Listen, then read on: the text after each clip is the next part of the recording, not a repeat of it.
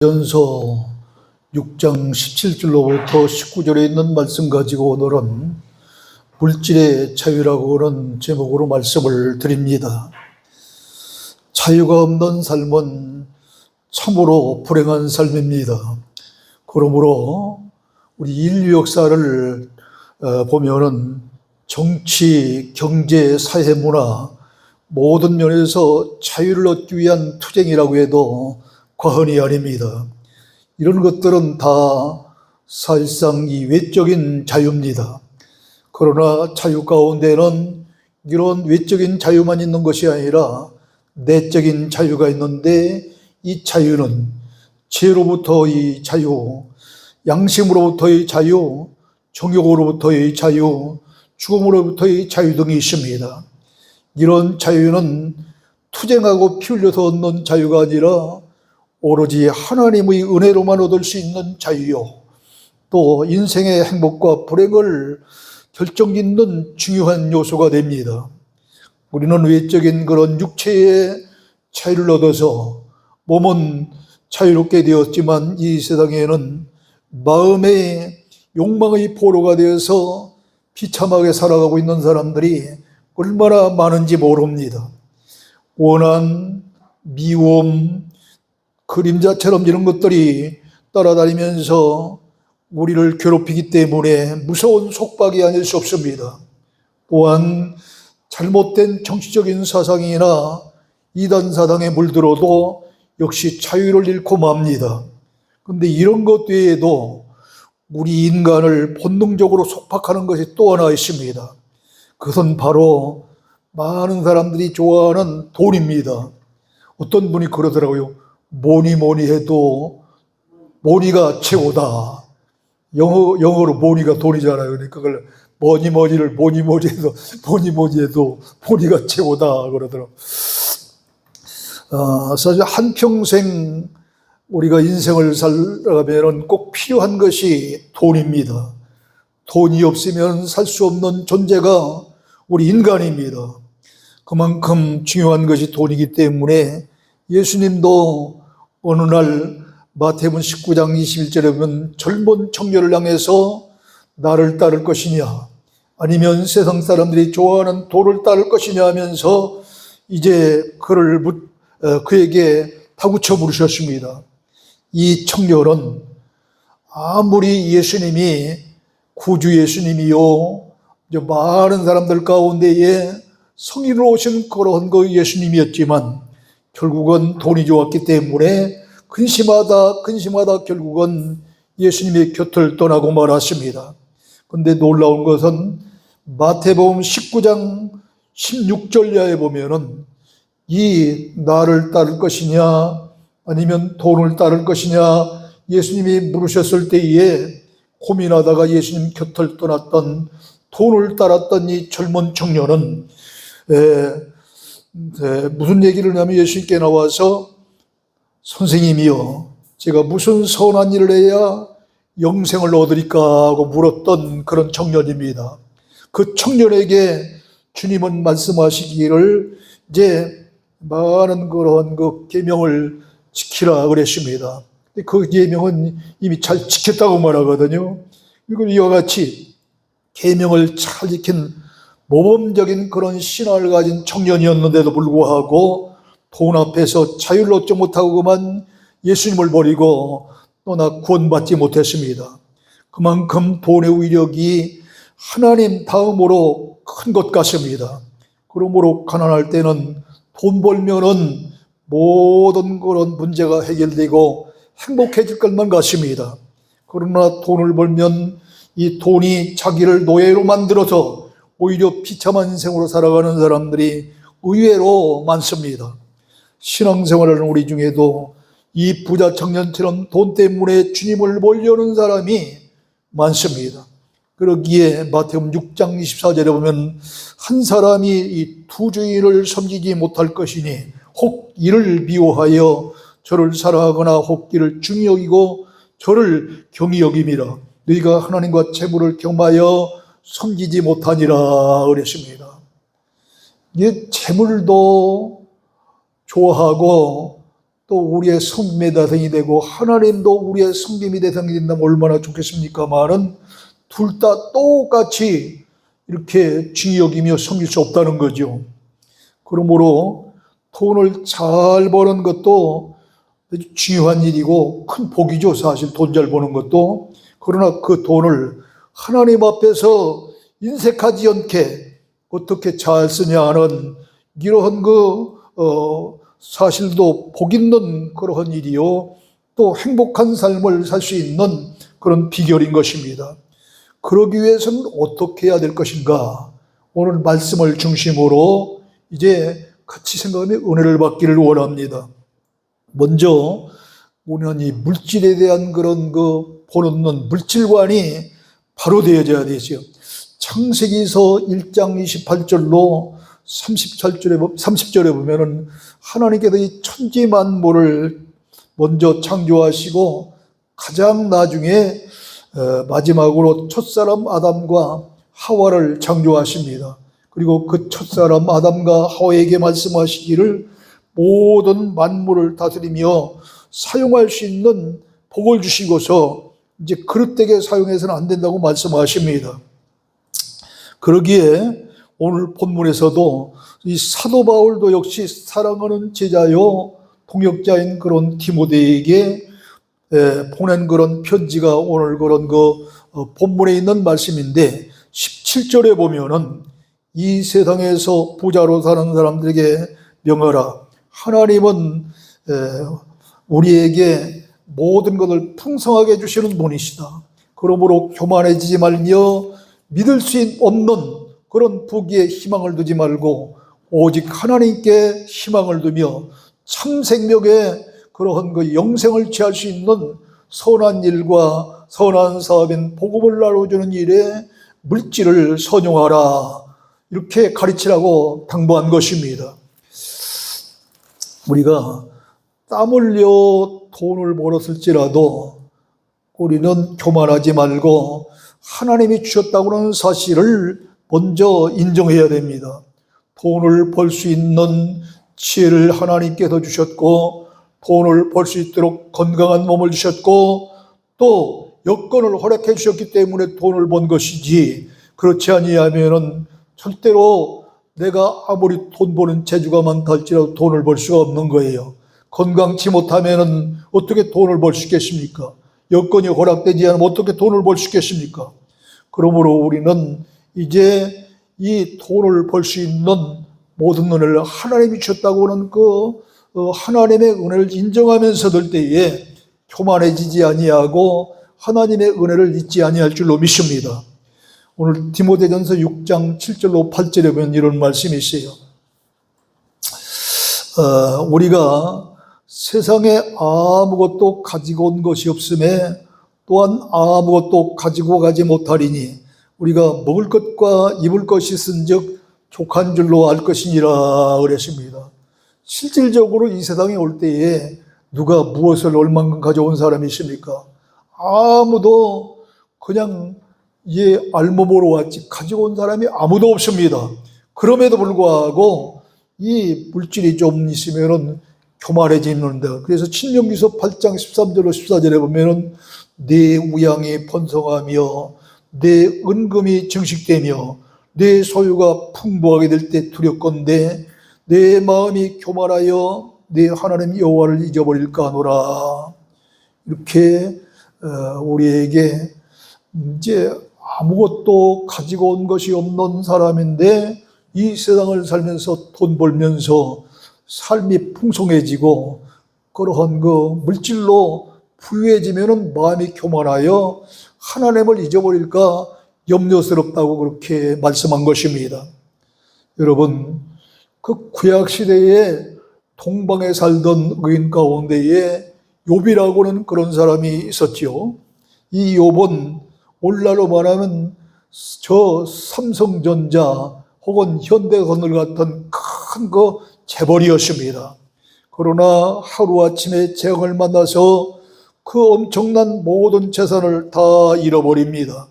생일날 집이 무너져서 생일잔치하고 있는 그런 자녀들이 10남매가 되는데 이런 사랑하는 10남매의 자녀를 다 잃어버립니다. 그것도 모자라서 욥 본인 자신이 악성 피부염으로 말미암아 얼마나 가렵고 힘든지 질그릇으로 조각으로 몸을 탁탁 긁었다고 그랬어요. 근데 그것도 모자라서 이럴 때에 가장 위로가 되어지고 힘이 되어지고 같이 고통을 나눠야 될 아내가 당신이 있는 하나님이 있다고 한다면 이런 재앙이 어떻게 따르겠느냐고 비웃습니다. 그뿐만 아닙니다.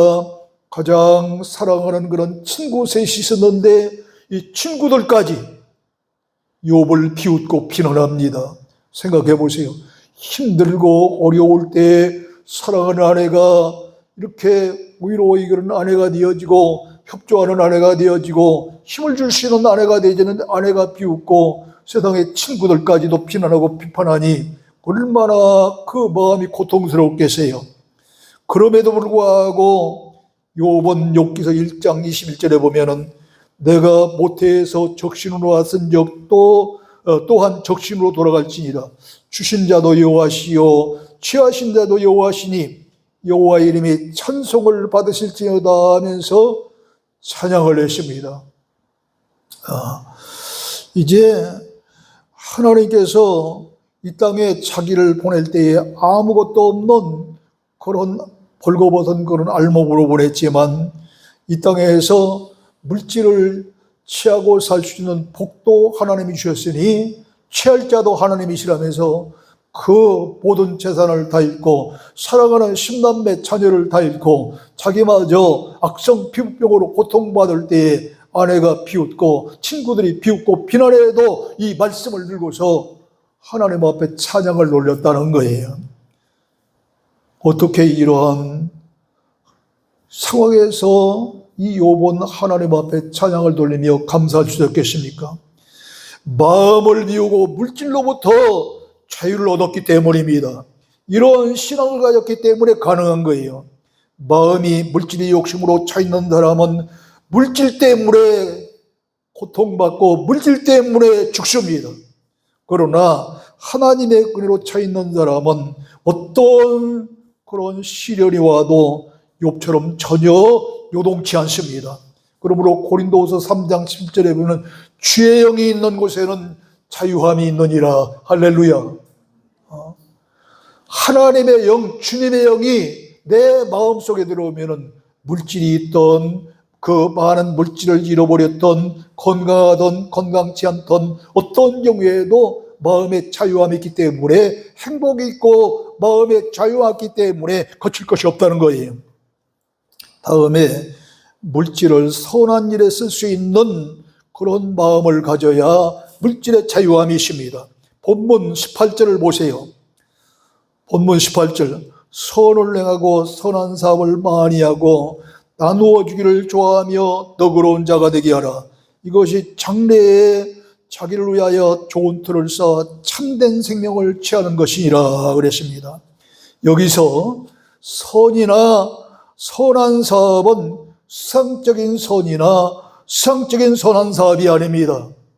세상에서도 힘든 이웃을 돕는 구제사업도 할 수 있고 또 어려운 삶을 요즘 얼마나 풍수해로 고통당하는 사람 많습니까? 그런 사람들을 위해서 이렇게 도울 수도 있고 여러 가지 좋은 일이 많잖아요. 그러나 이러한 수상적인 선한 일이 아닙니다. 이런 선한 사업, 아무리 선한 일 많이 해도 참된 생명은 곧 영생과는 전혀 관계가 없습니다. 세상 사람들 우리보다도 오히려 더 좋은 일 많이 할지 몰라요. 그러나 그들이 아무리 선한 일, 선한 사업을 많이 했다 할지라도 영생을 얻을 수 있는 축복은 없기 때문입니다. 그러므로 이 영생과 관계에 있고 참된 생명과 관계에 있는 것은 바로 주의 복음 사업을 위해서 돈을 쓰고 건강한 몸을 바쳐 봉사하고 헌신하는 이것이 바로 참된 생명을 얻는 선한 일이고 선한 사업인 줄 믿으시길 주님으로 축원합니다. 그러므로 우리가 물질이 있을 때에는 복음을 위해서 쓸 줄 아는 성도가 가장 복된 성도인 것입니다. 마태복음 6장 19절로 21절에 보면은 너희를 위하여 보물을 땅에 쌓아두지 말라. 거기는 좀과 동록이 해야 돼 도둑이 구멍을 뚫고 도둑질하느니라. 오직 너희를 위하여 보물을 하늘에 쌓아두라. 거기는 좀이나 동록이 해하지 못하며 도둑이 구멍을 뚫지 못하고 도둑질도 못하느니라. 네 보물이 있는 곳에 네 마음도 있느니라 그랬습니다. 하나님 앞에 드리면은 이제 선한 그런 사업에 쓸 수 있는 그런 그 물질이 되어지고 그 물질이 쓰임 받을 때에 믿지 않는 영혼들이 이제 구원받는 놀라운 역사를 이루면서 하나님께 영광이 되어지고 이러한 그 하나님 앞에 드린 그런 믿음의 성도들의 심령에게는 하나님의 놀라운 은혜의 축복이 역사가 임한다는 이야기입니다. 나아가 디모데전서 6장 10절에 보면은 돈을 사랑함이 일만하게 뿌리가 되나니 이것을 탐내는 자들은 미혹을 받아 미움에서 떠나 많은 근심으로써 자기를 찔렀도다 그랬습니다. 돈을 사랑하는 이 사랑하는 나는 이야기는 참 그 세상 무엇보다도 가장 좋아하고 거기에 정말 목숨까지도 바칠 정도로 애착을 가진 것이 사랑 아니겠어요? 근데 실제로 돈 때문에 그런 사람이 있어요. 근데 이런 돈을 사랑하는 것은 일만하게 뿌리가 된다는 거죠. 그러므로 이 돈을 탐내는 자들은 미혹을 받아 믿음에 떠나서 많은 근심으로 자기를 찔렀도다. 돈 때문에 믿음을 떠나고 돈 때문에 근심하게 되고 돈 때문에 자기를 찔러 망하는 그런 경우가 얼마나 많은지 모릅니다. 성경에 보면 돈을 사랑했던 그리고 이 돈 때문에 망했던 그런 사람들 이야기가 종종 나오는데 몇 사람 이야기 예를 들겠습니다.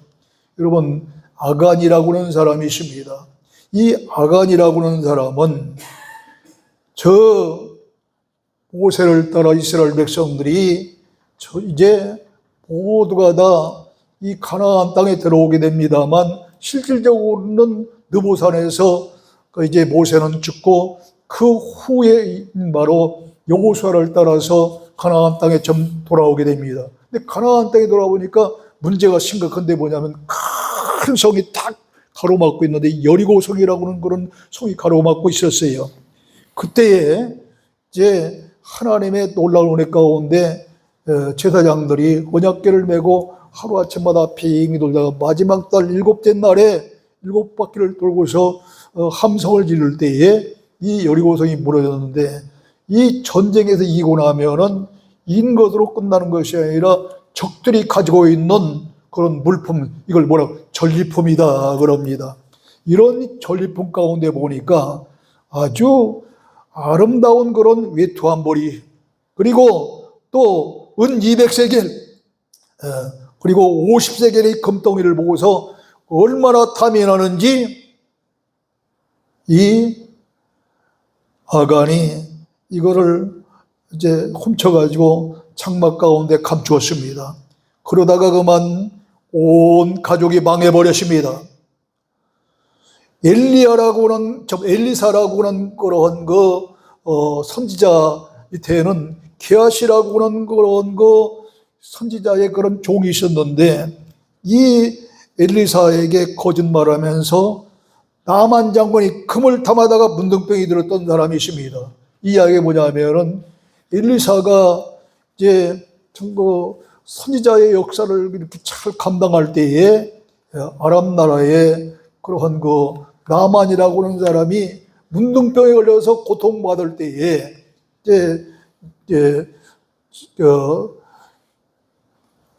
자기의 그러한 밑에 있는 소자로부터 이야기를 들을 때에 저 이스라엘에 가면은 엘리사라고 하는 그런 선지자가 있는데 그분에게 기도받으면 나으리라 그럽니다.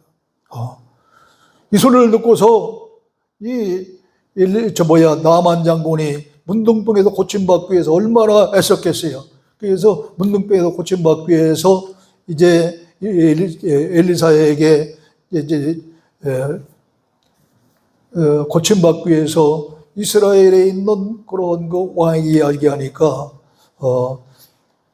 그 엘리사를 이제 소개해주고, 엘리사는 저 어디 가서 요단강에서 7번 몸을 담그라, 그리하면 나으리라 그랬습니다. 이 7번도 왜 7번이냐? 지난번에 얘기했지만 성경에 나온 7번은 완전 숫자라고 그랬어요. 그래서 완전한 그런 믿음을 가지고 완전한 행동을 할 때에 나음을 받는 그런 놀라운 역사가 일어났는데, 바로 7번 저 요단강에서 몸을 담고 나니 그 문둥병이 깨끗함을 받았습니다. 그러니까 이때에 이 엘리사에게 나만 장관은 그만 얼마나 감사하겠어요. 그래서 그 금붙이를 갖다 드리려고 하니까 안 받는다. 그러니까 도로 이렇게 가져갑니다. 그런데 게하시라고 하는 사람이 바로 엘리사 밑에 있었던 그런 그 소작 게하시가 나만 장관의 뒤를 따라가서 거짓말을 하는 거예요. 왜요? 그 금덩어리가 탐이 나서. 무슨 거짓말을 하냐면, 엘리사가 우리 엘리사 선지자가 가져오라고 했다는 거죠. 그래서 거짓말에 가면 그 바람에 그만 나만 장관의 문둥병이 누구에게 가느냐? 게하시에게 들고 말아, 게하시에게. 그것으로 끝나잖아요. 무력 때문에 발락이라고 하는 그런 사람을 위해서 이스라엘을 저주했던 발람 선지자, 그도 완전히 망했습니다. 여러분이 잘 알고 있는 예수님의 12제자 가운데에 가룟 유다, 그는 은 30대물에 예수 그리스도를 팔아먹는 천추의 죄인이 되고 맙니다. 그것뿐만 아닙니다. 저 사도행전 5장에 보면은 많은 당시에 교인들이 하나님 앞에 재산을 팔아서 바칩니다. 근데 아나니아와 삽비라고 하는 사람이 직분이 무엇이라고 나오진 않았어요. 이런 아나니아와 삽비라도 다른 사람들이 이렇게 재산을 갖다 팔로 보니까 나라고 가만히 있겠느냐. 그래서 재산을 팔아가지고 그냥 적당히 바쳐도 되는 거예요. 그런데 거짓말을 합니다. 여러분, 이게 재산을 판 돈인데, 이게 재산을 판 돈이 요만큼이라고 그래요. 그런데 판절을 딱 갖다가 다른 데 감춰놓고서 베드로 사도 앞에 와서 이게 답니다. 이 거짓말이 문제인 거예요. 왜요? 재산을 팔아 바치려고 할 때는 처음에는 다 바치려고 했는데 팔아놓고 보니까 돈이 꽤 되거든요. 욕심이 생기니까 판절을 감춰놓고 이게 다라고 거짓말을 하다가 아나니아와 삽비라 두 부부가 한꺼번에 하루에 다 죽습니다. 이렇게 물질의 욕심을 버리지 못했기 때문에 일어난 비참한 사건들이 성경 곳곳마다 소개되고 있습니다. 그러므로 누가복음 12장 21절에 보면 어리석은 자여 오늘 밤 내 영혼을 도로 찾으리니 그러면 내 예비한 것이 누구 것이 되겠느냐? 자기를 위하여 재물을 쌓아두고 하나님에 대하여 부요치 못한 자가 이와 같으니라. 이게 물질을 두고 자기를 위해서 재물을 쌓아두고 이렇게 하나님을 위해서 쓸 줄 모르는 사람이 바로 이런 사람이라는 거예요. 이런 재앙을 받을 사람이라는 거예요. 또한 돈 욕심 때문에 하나님 앞에 드릴 것도 드리지 못하고 세속적인 욕심을 따라서 사는 사람들은 10계명 중에 둘째 계명이 뭐예요? 봐봐요. 모르겠으면 10계명 중 둘째 계명이 뭔가. 여기 잘 나와 있잖아, 이게. 성경에 10계명의 둘 중에 두 번째 계명이 뭐예요? 우상숭배예요, 우상숭배. 우상숭배가 10계명 가운데 두 번째가 되도록 가장 엄히 다스리는 그런 계명인데, 골로새서 3장 5절 보세요. 이렇게 돈의 욕심을 부리는 탐심은 우상숭배니라. 이처럼 돈의 욕심을 가진 자들을 하나님은 우상숭배라고 합니다. 그러므로 우리는 돈이 있어야 이 세상을 살지만 정도 이상으로 하나님 앞에 드릴 것도 드릴 줄 못하고 선한 사업, 선한 일을 위해서 쓸 줄도 모르고 돈만 쌓아두려고 하는 일은 탐심에 취하는 자가 되시 한 심령도 없기를 주의로 축원합니다. 그러나 아무리 선한 일이라도 헌금은 아무데나 하는 것이 아니에요. 이게 굉장히 중요한 일입니다. 교회마다 11조를 강조합니다. 갈라디아서 6장 7절에 사람이 무엇으로 심든지 그대로 거두리라는 말씀을 또 이용을 합니다. 그것으로 끝나지 않습니다. 누가복음 17장 11절로부터 19절에 고침받은 10명의 나환자 가운데에 예수님 앞에 나와서 감사한 이 사마리아 사람에게 주님이 뭐라고 하면은 내 믿음이 너를 구원하 했노라. 이런 말씀을 목사님들이 이용을 해서 하나님 앞에 11조하고 하나님 앞에 헌금하면 복 받는다고 가르치는데 전부 거짓말 설교예요. 제가 지난번 한국 기독교 장로의 목사님들 모셔놓고서 지난 주일날 오후 3시에 설교 가운데 이 말씀을 했더니 눈이 시덩거리지는 거예요. 왜 거짓 설교를 했느냐 막. 그래도 끝까지 얘기하니까 끝에 가서 거기 총회장이 아멘, 총회장이 아멘이니까 다른 사람들도 아멘, 할렐루야 아멘 하더 목사님들이 왜 여지껏 목사님들은 거짓 설교를 했습니까? 내가 아주 대놓고 얘기해서 목사님들 대놓고서 자, 왜 거짓 설교인가? 11조는 물질로부터의 자유를 선언하는 신앙 고백이지 복받기 위해서 드리는 그런 헌금이 아닙니다. 11조를 헌금으로 보는 분들이 많은데 11조는 헌금이 아니에요. 11조는 믿음의 조상 아브라함으로부터 시작이 되었는데 창세기서 14장을 여세요. 창세기서 14장 17절로 보시기 바랍니다. 17절 17페이지 구약성경. 아브라함이 그돌라멜과 그와 함께한 왕들을 쳐부수고 돌아올 때에 소돔왕이 시외 골짝 곧 왕의 골짜기 일어나와 그를 영접하였고 살레방 멜기세덱이 떡과 포도주를 가지고 나왔으니 그는 지극히 높으신 하나님의 제사장이었더라. 그가 아브라함에 축복하여 이르되 천지의 주제시요 지극히 높으신 하나님이여 아브라함에게 복을 주옵소서. 너희 대적을 내 손에 붙이신 지극히 높으신 하나님을 찬송할지로다 하매 아브라함이 그 얻은 그저 10분의 1을 멜기세덱에게 주었더라. 복과는 전혀 아무 얘기 없어요. 멜기세덱이라고 하는 인물이 떡과 포도주를 가지고 이 아브라함에 나오니까 아브라함은 이 소돔 땅에 왕과 그 같이 한 그런 사람들이 전쟁에 나가서 이기고 돌아올 때에 그 전리품 중에서 10분의 1을 11조를 갖다 드린 거예요. 그런데 이 멜기세덱이 어떤 인물이냐? 히브리서 7장 3절을 보시기 바랍니다. 히브리서 7장 3절. 멜기세덱을 설명하는데 7장 1절 멜기세덱은 하면서 쭉 설명하는데 3절에 가면 뭐라고 그러냐면은 359페이지 신약성경 3절에 가면 멜기세덱이 뭐냐? 아버지도 없고 어머니도 없고 족보도 없고 시작한 날도 없고 생명의 끝도 없어 하나님의 아들과 닮아서 항상 제사장으로 있느니라. 하나님의 아들이 누구예요? 예수님이잖아요. 예수님. 이 예수님하고 멜기세덱이 닮았다는 거예요. 왜? 아버지도 없고 예수님의 아버지 없잖아요. 뭐 요셉이 아버지지만 그건 그냥 명분상 아버지지 실제 아버지가 아니에요. 어머니도 없고 마리아가 어머니라고 하지만 성령으로 이 마리아의 그런 자궁만 빌렸을 뿐이지 실질적으로 어머니가 아니다. 그러니까 어머니도 아버지도 없고 그 다음에 족보도 없고 시작한 날도 없고. 예수님 족보가 어디 가고 시작한 날이 어디가 있어요? 영원전부터 함께신 그런 하나님이신데 그래서 하나님의 아들과 닮아서 항상 제사장으로 있느니라 그랬으니까 이 멜기세덱은 창세기서 14장에 나왔던 멜기세덱은 예수님을 상징한 인물인 줄로 믿습니다. 이 때문에 이러한 예수님과 같은 멜기세덱이 뭘 가지고 왔어요? 떡과 포도주를 들고 나왔기 때문에 아브라함은 감사해서 11조를 바친 것이지 복 받으려고 바친 게 아니에요.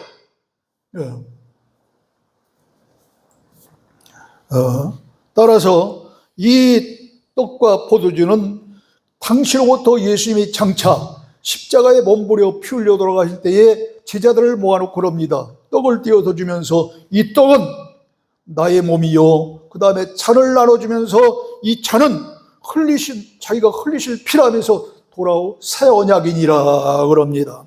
그러므로 이 멜기세덱이 가지고 올라온 그런 떡과 포도주는 예수님이 장차, 그때로부터 장차입니다, 장차 오셔서 많은 인류의 죄를 대속하기 위해 십자가에서 몸부려 피 흘려 돌아가실 때에 찢기신 살과 흘리신 그 피를 예견하는 그러한 그 예표로서의 성찬을 계시한 것인 줄로 믿으시길 주의 축원합니다.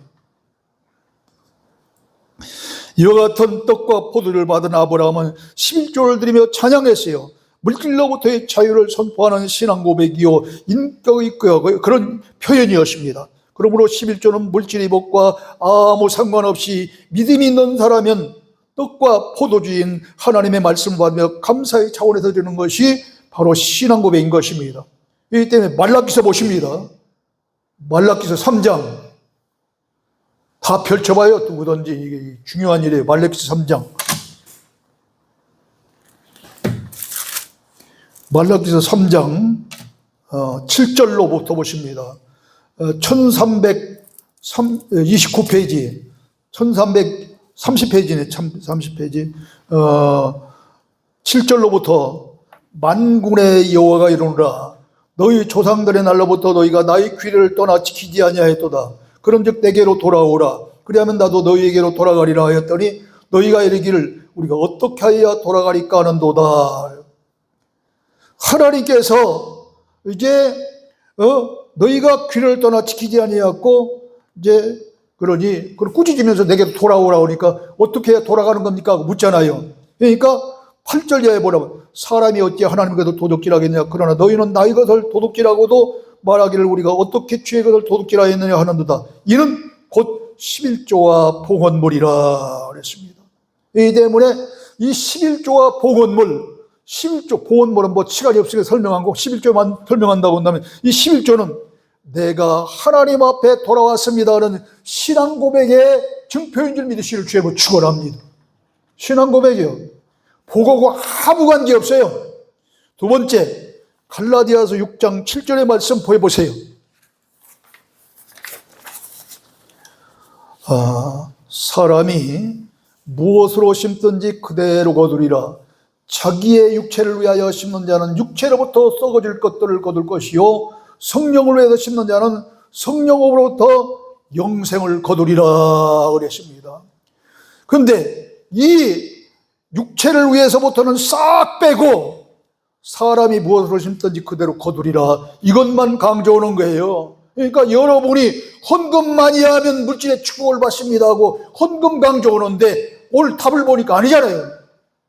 이것은 심는 대로 거둔다는 이야기는 자기를 육체를 위해서 심는 자는 육체로부터 썩어질 것을 거두고 성령을 위해서 심는 자는 성령으로부터 영생을 거둔다는 답이 정확히 있는데 왜 물질을 많이 하나님 앞에 헌금하면은 복 받는다고 가르쳐요? 이건 아니다. 이게 거짓말 설교죠. 이 말씀도 물질의 복과는 전혀 관계없어요.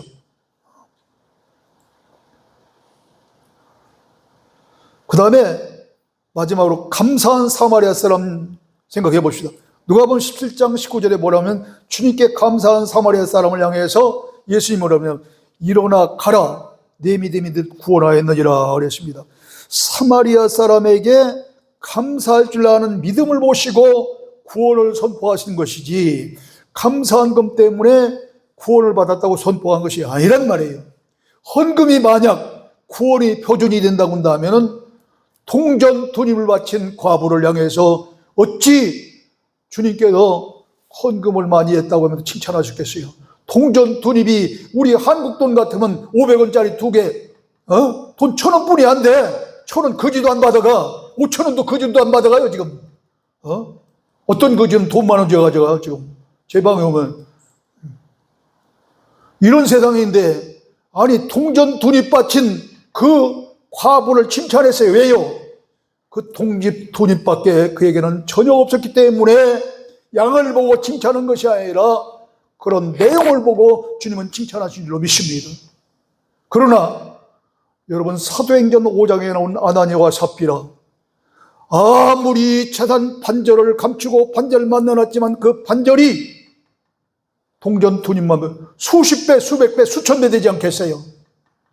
사람들은 그 내용을 모르고 과부의 엽전 돈이보다는 비록 재산 반절을 감췄지만 아나니와 삽비라가 내놓은 반절이 그런 헌금을 좋다고 목사님들은, 교인들은 환영할 겁니다. 아마 저도 내용을 모르면 그럴지도 모르죠. 그러나 그는 재산 반절을 바쳤는데도 베드로가 왜 성령을 속이느냐 하면서 그 책망을 할 때에 그 혼이 떠나면서 두 사람이 죽는 놀라운 그런 그 징계를 받고 저주를 받지 않습니까? 그렇다고 한다면 헌금이 구원을 결정짓는 것이 아니라 헌금을 할 만한 그 믿음이, 감사할 줄 아는 그 믿음이 구원을 결정하는 것이, 절대 헌금이 구원을 결정하는 것이 아님을 우리는 깨달아야 되는 거예요. 그런데 이 감사했기 때문에 구원받았다고, 감사했기 때문에 구원받은 것처럼 보이죠, 보여. 그러나 감사했기 때문에 구원을 받은 것이 아니라 감사할 줄 아는 그 믿음이 있기 때문에, 그 믿음이 있었기 때문에 만약에 그 사마리아 사람이 돈 한 푼 없는 그런 저 과부 같은 그런 삶이었다고는 돈 바치지 아니고 주님 감사합니다 하고 그냥 헌금하지 아니고 감사합니다 했을 때에 그 사람 구원 받았을까 안 받았을까요? 아니, 헌금이 구원을 결정짓는 것이 아니라 그 믿음이 감사라고 할 때 구원 받았겠어요 안 받았겠어요? 받은 거예요. 받았어. 돈 없는데 어떻게 해? 돈 없는데, 돈이 없는데, 아무것도 없는데 그저 나와서 100배 감사합니다, 너무도 감사합니다, 간절한 마음으로 기도했을 때에 그는 구원받을 수 있다 이 말이에요. 그런데 거기에 감사한 금으로 결부시키니까 이게 잘못된 설교다. 이처럼 하나님 앞에는 믿음이 없는 헌금, 이루고자 하는 헌금은 오히려 망하게 될 것을 자초하는 일인 것입니다. 그런데도 목회자 가운데 어떤 이들은 말씀을 바로 알지 못하고 기복절기로 헌금 성기를 강조하기 때문에 이사야서 42장 18절에 보면은 그런 목회자가 영적 소경이라, 말씀을 모르는 성경이 소경이다. 그러면서 이사야서 56장 10절 11절에 보면은 이런 목회자를 가리켜서 탐욕이 심한 몰각한 게라우까지 심하게 말씀을 하고 있는 것입니다. 놀라운 이야기죠. 이게 여기서 이제 기독교 장로계 목사님들이 여기서 아멘, 할렐루야. 성경으로 딱 짚으니까 방법이 없잖아요. 초계장부터 거기 같이 모였던 목사님들이 아멘 하는 거예요. 그러므로 이사야서 55장 2절 굉장히 중요한 말씀입니다. 이사야서 55장 2절 보세요. 보세요, 봐 좀. 제발 보자면 봐.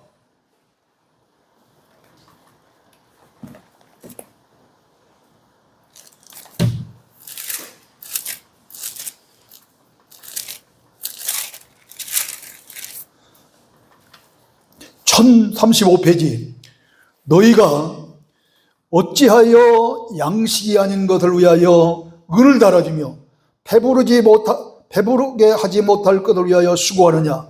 내게 듣고 들을지어다. 그리하면 너희가 좋은 것을 먹을 것이며 너희 자신들이 기름진 것으로 즐거움을 얻으리라 그랬습니다. 양식에는 두 가지가 있습니다. 하나는 육신을 위한, 우리 한국어로만 밥이고, 저 서양어로 하면은 빵이고, 성경에서는 떡이라고 그랬어요. 이런 것은 육신의 양식인데 성경에서는 육신의 양식뿐만 아니라 무슨 양식? 영의 양식인 곧 말씀이 영의 양식인 줄로 믿습니다. 그런데 오늘 말씀 보니까 뭐라고 했어요? 너희가 어찌 양식이 아닌 것을 위하여 은을 달아주느냐. 하나님의 말씀이 아닌 엉뚱한 말씀을 들으면서 왜 은과 같은 헌금을 하느냐 이 얘기요. 말씀이 틀린 그런 교회, 말씀이 틀린 그런 목사님 앞에 가서 헌금하지 말라는 겁니다, 지금. 아주 심각한 얘기예요, 이 마지막 때. 그러므로 이제 우리가 헌금을 드려도 말씀이 옳게 증거되는 그런 교회, 또 그런 목사님이 이제 말씀을 증거할 때 하나님 감사합니다 하며 드릴 수 있고 바칠 수 있고, 그럴 때에 그 헌금이 얼마가 됐든 믿음으로 드리는 헌금이라고 한다면 화업이 엽전돈이까지 칭찬받고 하나님의 큰 은혜와 축복을 받게 될 줄로 믿습니다. 이런 믿음이 구원받게 될 그런 큰 믿음인 줄 믿으시길 주여 축원합니다. 사랑하는 성도 여러분, 우리는 물질로만 사는 자가 아니라 하나님의 은혜로 사는 자들입니다. 하박국 선지자의 신앙 고백처럼 오직 믿음으로 사는 자들입니다. 물질이 없어도 하나님께서 구원해 주신 은혜에 감사하면서 기쁨하면서 사는 자들이 우리들입니다. 우리는 무엇을 얼마나 소유했느냐, 우선순위가 아니라 내가 가진 것을 어떻게 선하게 사용하여야 하나님께 영광이 될 것인가, 이런 생각하며 사는 사람들이 예수 믿는 우리들입니다. 비록 물질이 없어 궁색한 삶을 살지라도 가난하냐 원망하거나 불평하지 말고 자족하는 그런 삶에서 물질의 자유함을 얻어야 되겠습니다. 또한 물질이 있다면 세상 선한 일도 좋고, 또 세상에 뭐 자기 뭐 요즘 뭐 흔해 빠진 뭐 해외 여행하는 것도 좋고 다 좋아요. 그러나 그것보다는 생명을 구하는 선한 일과 선한 사업에 물질을 쓸 줄 아는 그런 믿음의 사람들이 되시기를 주여 축원합니다. 이 사람이 곧 뭐예요? 참 생명인 영생을 얻는 것이니라. 오늘 본문 말씀 디모데전서 6장 17절에서 19절에서 말씀한 줄 믿으시기를 주여 축원합니다. 이렇게 살 때 다니엘서 12장 3절에서 약속해 주신 데는 별처럼 영원히 빛나는 삶을 살 수 있는 여러분이 다 되시기를 주님의 이름으로 축원합니다. 하나님 아버지, 은혜와 사랑을 충실히